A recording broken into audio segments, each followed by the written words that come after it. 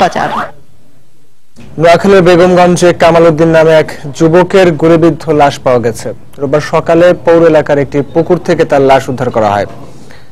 পরিবারের অভিযোগ, পুলিশের গুলিতে মৃত্যু হয়েছে কামালের।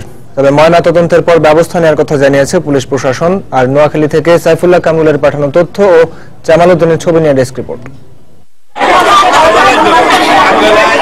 রোববার সকালে নোয়াখালীর বেগমগঞ্জ উপজেলার করিমপুর গ্রামের একটি পুকুরে কামাল উদ্দিনের লাশ ভাসতে দেখে স্বজনদের খবর দেয় স্থানীয়রা। পরে ঘটনাস্থলে গিয়ে লাশ উদ্ধার করে তার পরিবার। সন্তানের মৃত্যুর খবর পেয়ে কান্নায় ভেঙে পড়েন তার বৃদ্ধা মা। স্বজনদের অভিযোগ, শনিবার রাতে বাড়ির পাশের একটি দোকানে চা খাওয়ার সময় কামালকে তাড়া করে চৌমোহনী পুলিশ ফাঁড়ির ইনচার্জ জসিম সহ ৩ পুলিশ সদস্য।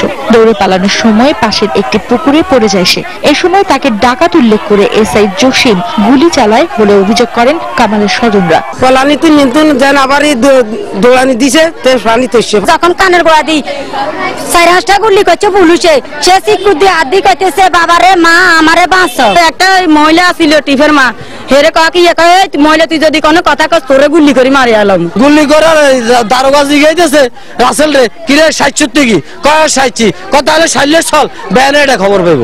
আমরা এটা দোষীদারকার হাসি চাই, দোষীদারকার হাসি চাই।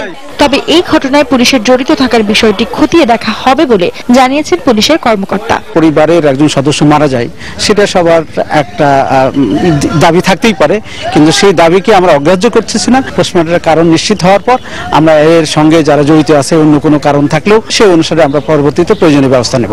ময়নাতদন্তের জন্য নিহতের লাশ নোয়াখালী মেডিকেল কলেজ হাসপাতাল মর্গে পাঠানো হয়েছে।